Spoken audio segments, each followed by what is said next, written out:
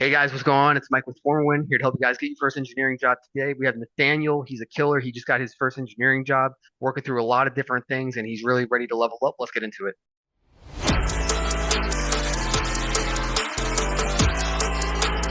All Daniel, right. thank you so much for having us, man. Thank you so much for joining. Talk to me. Yeah, pleasure to be here. Appreciate you reaching out. And happy to answer any questions you got. And I'm also just happy, I'm in a good spot in my Definitely. life right now. So hopefully I can communicate some info for everyone listening. Yeah, man. Congrats on the job. Where are you working then? It's a place called AVT Simulation. It's a company that provides like training simulators and like right by UCF, kind of like over by like that area across the street where Siemens Energy and all that stuff is. Awesome, man. Yeah, no, I mean, I can't wait to kind of break down into this. And then for everyone watching, make sure you're taking notes, get a pen, piece of paper, right? We say that for all of these videos and all of these interviews because it's super important because we're sitting down with high level people that got through this career extravaganza, trying to find a job and making it happen, right? So there's lots of valuable information and insight we're going to be getting into. So make sure you kind of think about your own life, where you're at, where you want to be, where your goals are, and kind of reverse engineer it. And then try to pick out one thing to apply and apply it tomorrow. That way you can start growing immediately. So, without further ado, Nathaniel, let's go ahead and get into this interview. So, why don't you give us a little bit more about your background, origin story, kind of why you became an engineer? Just give us a little bit of background. Yeah, in high school, had a friend that I was very close with, and we always bonded on future goals, on like what kind of things we could create. It started with an interest in like theme parks and expanded beyond that, just about what kind of things could we create, being that of like restaurants or interactive experiences, whatever it could be. And leaning towards out of that, when I was graduating high school, I was trying to figure out what would be the most uh, fitting role for me and also one that financially would be suitable. I ended up like in my mind, I'm like, you know what? I feel like engineering or maybe going from business is the right route. I'm like, but I don't know. Business just doesn't fit me. It's not clear enough. I'm like, let me pick mechanical engineering because that seems more physical, hands-on stuff. And that can always lead to more. They always say like engineers could always go back for like MBAs. And so it's like I picked an area that I thought I could explore and then further evolve afterwards, depending on where my career goes. Definitely, man. Yeah, for sure. So then, like, what about a little bit of background, kind of leading into trying to find your first position? So maybe throughout college, like, when did you start looking for your first position? As far as like internships or anything like that, Sure. I mean, when I became a junior, that was when I started to take it serious, and it was as easy as like talking to a teacher about opportunities that they may be aware of. And I had one interview that I didn't get, but it was like my first one. I was excited. I had like three people interviewing me at once, Yeah, and it did like I was excited, and I think that carried me through the interview. But realistically, I had so much to learn. I think I think following that, I ended up like working on everything I could. Like I went to career services at my college and I worked on my resume like every week, just yep. improving it. I asked to volunteer on engineering projects at the college, and I think I just like slowly built up skills I had. And in a twist of fate, I ended up transferring from said college, which was in Pensacola, down to Orlando to go to UCF. And when I did that, it was like it kind of fell in my lap. I transferred and I'm like, you know what? I'm gonna make a big change in my life. I'm gonna transfer down here, so I'm gonna get a job over the summer, make some extra cash. I'm gonna, exercise. I'm gonna, look for the apartment. I'm gonna make a lot of big decisions and we're gonna see what comes of it. And in the first week of being down in Orlando, I got an interview at Siemens Energy that I landed because I happened to bring in my resume that they thought looked good, and I had 3D printed stuff that I brought to the interview because I was once told, hey, physical examples of your work makes you look good. So like I'm gonna bring in something from one of my CAD classes, and I think that extra effort plus the resume really showed that I was a worthwhile candidate, and that was my first internship. So that is my favorite Awesome. experience there. Yeah, that's so. I mean, that's huge. You totally unwrapped a lot for everyone, right? I mean, Yeah. number one is the big change and the big shift, right? Because that's such a huge thing, and that's something at FormAWin we definitely advocate, right? Because you need to take big actions to get big results, and if you just expect to get better results by being in the same position or just doing the same things or the same actions and the same people that you're surrounding yourself with, then you're just gonna not get to where you want to get to. So what you did is you took a big step. And then you decided to change your life. That's how it happens. That's how big things happen, right? And then especially with FormAWin and all of our students, clients, and then everyone else watching, just throughout your life, like that's the only way to get to the next level. You need to surround yourself with new people, new information, new experiences. That I mean, that's exactly what you just did. So I mean, that's huge, man. I'm so happy that you did that because now you're at where you're at, right? And Yeah. then with Siemens Energy, did you kind of just walk in there, or like how did you kind of position yourself for that? Well, I joined a lot of Facebook groups for apartments and for UCF groups because I was trying to like immerse myself in the culture, find ways to get information to like prop myself up. And someone had posted about a position, and I was like, I fall into these conditions. He's like, do you have some experience with CAD? Are you this, level in college? And I was like, that's me. I was like, I have nothing to lose. So I just emailed him telling him my whole shtick. And it kind of went from there. I was like, yeah, I'm transferring down there. I'll be there in a week. I hope that's okay. I'm really excited. And they're like, yeah, we like that. I appreciate the excitement there. I'll be happy to schedule something. And I ended up interviewing in person down there in the first week, like I said, moving into my apartment. And it was all happening so Awesome. fast. I was riding a high. But I did my Yep. best foot forward. I dressed in a suit. I did all my prep for what kind of questions they might have had, and having the physical examples in a little bag, I think was just to show that like, hey, I'm taking this seriously. And I think largely me showing that excitement and proving I was trying, like ultimately got me that role. And that similar practices led me to get additional internships following that. Awesome, man. Yeah, no, I love to hear it. Yeah, no, you're definitely doing great things and you definitely did great things, right? So, so some of the other questions I want to walk through, which we kind of walk through some of the strategy and some of what you were going through, right? In terms of maybe the struggle phase you went through and then that kind of key turning point for you. Now, did that happen again, or was that like just to get into Siemens Energy, right? Making the big move, doing all that stuff. Was that kind of the catalyst for everything moving forward? Or was there another point where, you kind of had to reset again? Kind of run me through some of that. So when I got that role, I enjoyed it, but I recognized that at the time my goal was to get an internship and it wasn't fleshed out. I was there for about 2 years, went through the COVID period halfway through that. And during that time I was thinking about my role and I realized that this is building me towards a field service position in an area that I recognize I did not actually want to do. And so I thought I should use the time I have left in college, to figure out what that will be. And maybe I can pursue some internships that were more specific to that. I kept working at that internship for, it was around 2 years, but at that halfway point when I realized that, I started dedicating my time to getting more involved in my ASME chapter because I was trying to find exposure to different industries and to hear from different speakers. And I think by learning through those events, I learned I was interested in things like themed entertainment. And so I took that as like a stepping stone. Like I'm going to go and find some people in this industry and ask them questions like on LinkedIn or at these meetings. And I slowly built that library of connections and asking all these questions. And the long story short was I ended up building my network and I learned that I was more interested in things like mechatronics, moving mechanisms, like something when you think mechanical engineering, you can kind of imagine people tend to think of like physical examples, and that's where I leaned. I leaned towards moving mechanisms. Yep. Awesome, man. Yeah, no, definitely. So I can definitely see how that kind of landed you to where you're at now. So what was the major thing that you did from, kind of going through the internships and running that play to like now getting your first full-time job? So like what was the switch to that?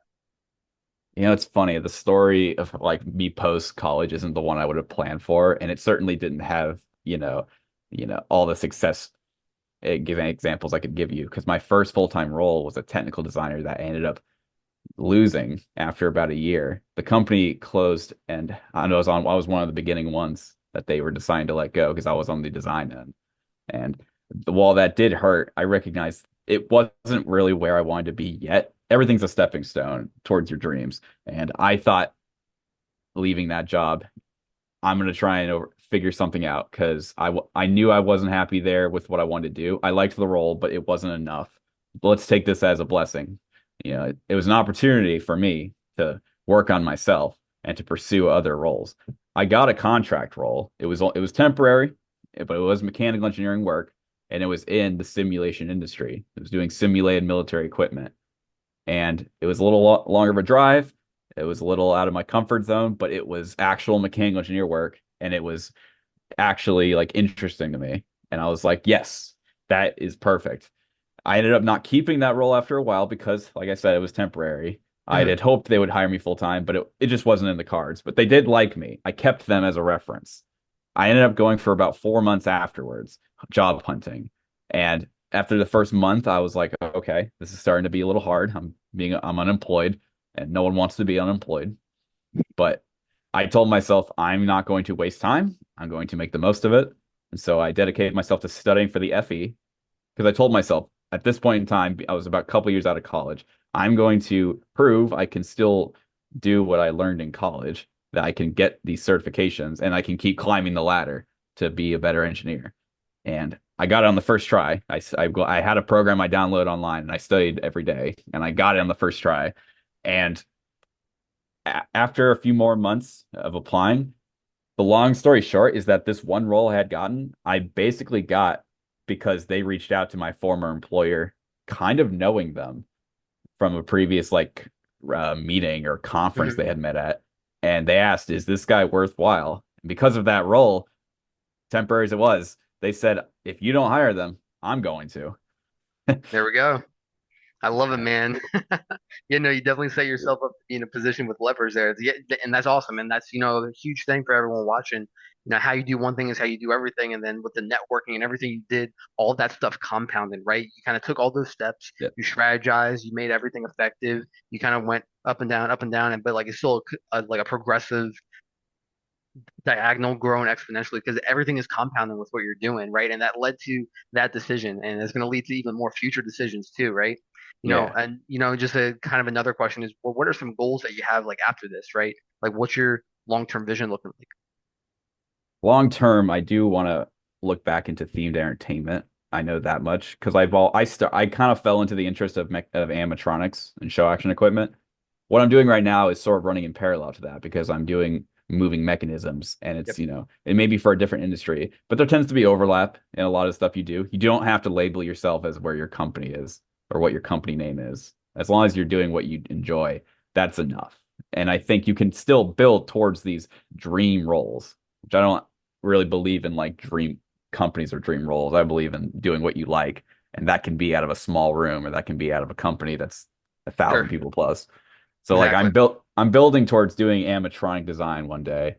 I have PE as a down my line because I've got the FE. I figured I might as well keep going, see All how right. far I can go with this. And beyond that, not too specific, I suppose. I'm just excited. I might do more opportunities with students to help them out because I like doing that. So maybe I can help create more events. I love it, man. Yeah, no, that's definitely huge. So now, let's kind of get into the students specifically, especially those looking for their first internship and those looking for their first full-time role, right? Because it's a challenge if you're not really just challenging yourself. And the big thing for you is that you decided to make that leap, and then you kind of put your back against the wall. You had to make it happen, right? And that's something that not a lot of people are willing to do. The fact that you were willing to do that and you also had a good head on your shoulders and you made everything work, just let that all kind of put in together like a little mixture and make that all work out. So, first question I have for you is, did online applications or maybe in-person networking do a little bit better for you? What, like, just kind of talk a little bit about both of those sides because you had several opportunities and several positions, right? So like what kind of led to more results or what, just kind of speak on that. I think networking definitely gets you, I think, farther. It really depends. I think some roles are easier to get truly just applying online if you're suited for the role and they're not going through too many people. Like I once applied for Universal and I did not get it, but I had like 4,000 contenders. So if you're Hmm. just a resume, then you are competing with a bunch of other resumes and you may even be super qualified, but your resume not might Yep. not get pulled. So like I ended up going to a lot of networking events. Largely networking connects you with the right people, even if it's not immediate. A person A knows person B. You keep adding those up and building those relationships. Those people will go to bat for you when it's time to pull resumes. And they're like, hey, go pull a resume of, Steve. I remember him at the mixer. I would love to meet him, in person for our team. And that can give you that leg up. I think I've all my successes have been because of some form of networking. I mean, the first mechanical engineer role that was contract, I applied for it on Indeed, and this is actually something I tell people to do. If the company is listed in the application, there's nothing stopping you from following up with them. Like you can make your life easier by following up with them. Because I connected with the director of engineering on LinkedIn, There you and go. he knew exactly what I was doing. He saw I was open to work. He knew he was hiring, and he automatically opened up a message with me and asked for my resume. And when I went and interviewed with him, he said I was about to get the resumes from HR, but I told them you can stop. I already got one. There we go. I love it, man. It's all about timing and just putting your foot out there. And Yep. that's huge for everyone too, right? Like you need to take those big risks and you need to just go for it. Like if you don't go for it, right, then you don't know if you missed it. Then you're gonna live in kind of that state of, well, maybe if I did, maybe if I didn't, maybe it would have happened. But no, like right, like you just need to take all those shots and those opportunities, and that's how it works out. So let's kind of move on to some advice that you might have for some students. Like we've already talked a lot about advice and different things that you did and different things that students could do by just taking that again with everyone watching. Make sure you're taking notes, reverse engineering, kind of where you're at, what Daniel's doing, what he did, and then kind of look at your life and say, well, maybe I can do that in this area, right? But Nathaniel, like what are some advice that you might have for students on to find their next role or their first role or just the next opportunity? Speak on that. I'll start with the area that I was weakest in, and that's projects. I think I went hard in the networking sector, and that is what you should do because networking, it's not what you know, but who you know. But in my experience with full-time job hunting, it did get harder because I didn't have a lot to show for it when I did get to the interviews that I fought for.